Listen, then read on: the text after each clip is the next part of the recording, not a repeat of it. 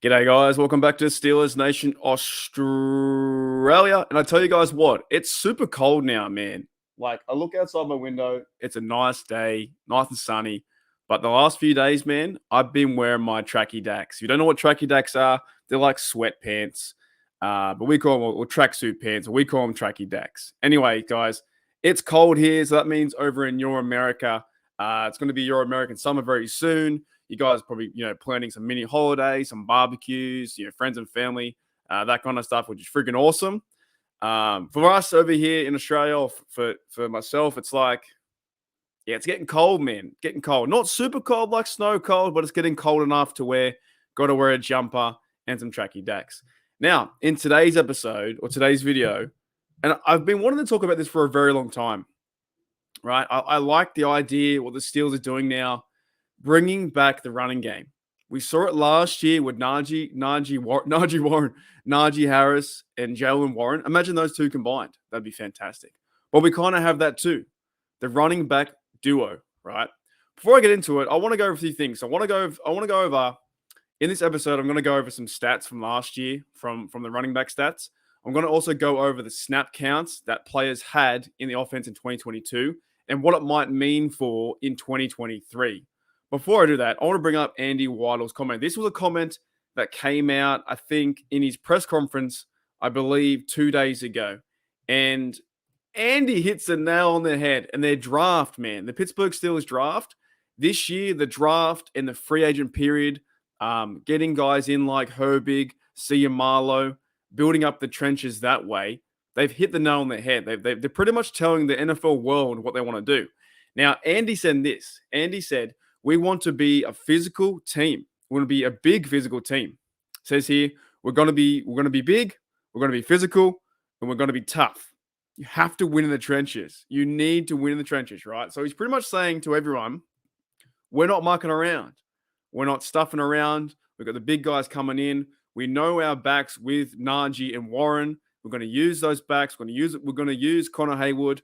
Possibly use a fullback. I don't know if Potty Balm's going to make it. I don't know if Derek Watt's going to be signed, but they went and got Darnell Washington at tight end. They've re-signed Gentry too, right? They want to be physical on this line, and I like that. It's bringing back that Pittsburgh Steeler football that we used to see with Jerome Bettis. Now, last year, the offense didn't really pan out too well at the start. Of course, they started Mr. Trubisky, went haywire for four games. He got the cut. Pitt comes in, and they have a rocky start. They go 2-6, but then they turned around and go like 6-2 or whatever, and they end up being 9-8 to finish the season, right? So it's getting better, and the O-line's getting better too. They go and draft Broderick Jones, who's going to help this offensive line out with Marlowe, Mason Cole, James Daniels, big fellas up front, and they're probably going to run more 12 personnel, run the ball more, and then play action pass. But what I wanted to do and what I wanted to look into, I wanted to find out, their snap counts from last year, and how would that work in 2023? Because also there's an idea too, who's going to be running back number 3 on the roster now. You have Najee Harris. He's for sure, even though Andrew Filippono says, and I pronounce his name wrong by the way. Filippono way says that Warren's going to take over. He won't. Najee's the guy at number 1. Jalen Warren's a good backup. So I wanted to go over the snap count from last year and figure out what's going to happen in 2023. Right. So if we go to the snap counts from last year, this is when they're on the field, right?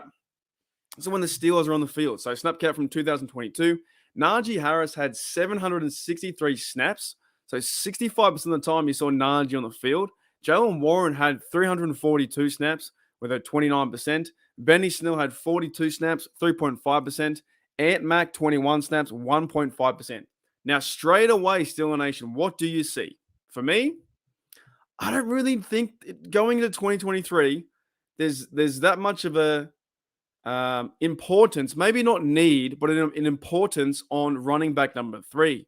Now, going into camp, you have, I think, Master Teague's there, Anthony McFarland, and I think there's another bloke too. I can't remember his name off the top of my head. Oh, Jason Huntley. You got those guys in the camp right now. But to me, there's not much of an importance for being running back number 3 because you looked at the stats last year and they didn't use them anyway. Benny Snell was more or less of a teams guy. Ant Mack was always fighting injuries and trying to find the team, and he only had 21 snaps. So he was on the field 1.5% of the time, and collectively, those two together were on the field for 5%. So it's not a major role for the Steelers in 2023. Now, what is interesting is also I looked up Derek Watt, and that's probably one of the key topics right now is, will Derek Watt sign? Do the Steelers need a fullback? Well, I went to his stats, and I found out that, as I checked my notes, I found out that Derek Watt only played 77 snaps on the offense, which was a collective 6.5%. That's it. Nothing else. So when you put all these together, the real show is Najee Harris, 763, and Jalen Warren. That's the 1-2 punch. Now, in 2023, they could use, if they were to sign Derek Watt, they could see him at fullback. They could use Monty Pottebaum as a traditional fullback there to open up the holes. But also at the same time, they only use fullback 6.5% of the time. All right. So I more or less see them running with Najee Harris or Warren back there in an ISO set, handing the ball off, and you have the tight ends out there, Muth, Darnell Washington, and maybe even Gentry. But also I could see like Connor Hayward playing a role too at fullback, leading the way for Najee Harris and Warren.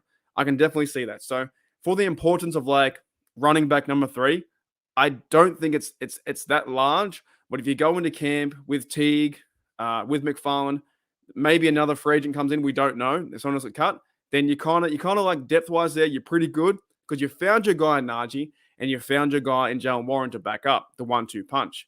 Now, I also wanted to go into some stats, right? This was stats from last year. In 2022, because look, everyone's down right now on the Matt Canada offense. We really are. The Matt Canada offense wasn't a good showing in the first half of the season. However, in the second half of the season, it wasn't too bad. They won 6 out of 8 games. They improved their rushing yards from 90 yards last year to 120 something. I'll go over in a minute. They improved the team by running the football, and they held possession of the football too, right? So last year in 2022, first downs, they had 7.6 first downs, which was ranked 9th in the league. That's pretty high. Rush TDs, they were getting 0.9 a game, so almost one rush TD a game, and that was ranked 13th in the league. The highest was like 2.6, I believe it was the Eagles. Now, here's the fun part. Here's the fun part with the Matt Canada offense and how they're running the ball much better in 2022. Right? Now, rush attempts last year. This is what we want to see. If this stuff happens next year in 2023 or this year, right, with Steelers football, Steelers run to paradise, have a chance to go to the playoffs, this is what we want to see. Last year in 2022, rush attempts per game was 29. That is fantastic. If you can run the ball from 25 to 30, 35 times a game and not allow Kenny to put him in chances to make mistakes, or you're coming from behind for the win, then that's where you want to be. All right. So 29 rush attempts per game was 10th in the league. And here's another good thing too. They were middle of the pack where they got 122 yards for 16th out of 32. So right in the middle. However, the big improvement was from last year in 2021, they had 91 yards per game. And at the end of 2022, they had 122. Massive improvement. Huge improvement, right?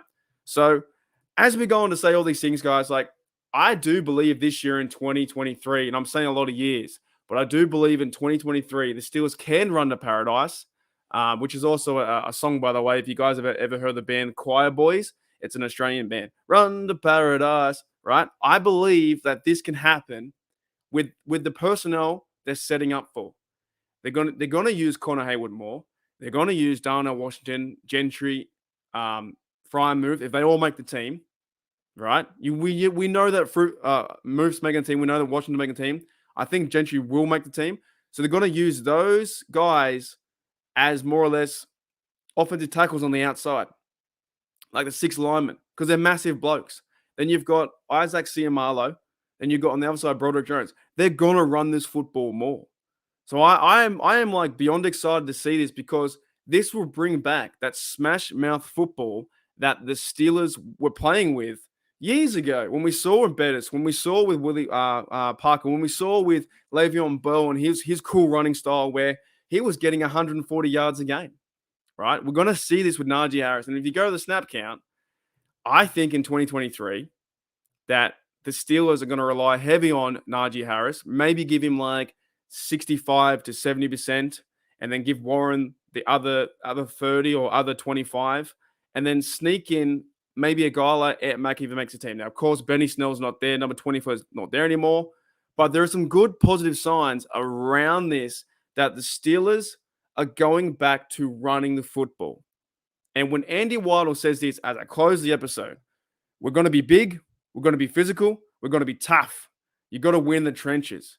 He's pretty much saying that they want to run the effing ball. If they can run the effing ball and go through someone's face, be dominant, and almost put the foot to their neck and say, you won't get over us. It's our turn. It's our time to shine. We're going to be the better one and control the football, run down the field, take time off the clock, score points, have a great defense with TJ Watt and Minka. Then you have a really good recipe for success. And this team, with this playoff mindset and this physicality mindset, they can go to the playoffs and win games. They have accomplished that during the draft, and they have accomplished that during the free agent period by getting all these guys. All these guys are around 6'2", 6'3", 6'5". They're huge. They're massive. Anyways, guys, I just want to highlight the running back room because it's going to be fun, man. Like, Steeler Nation out there, this is the time to be hyped right now. I know we have summer. We have rookie camp, mini camp, all these things coming up, all the camps.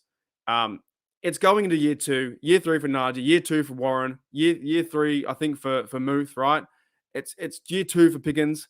This team is getting so much better on offense. We still have to see it on the field, but it's a very fun time to be a Steelers fan. Anyways, guys, thank you for checking out Steelers Nation Australia.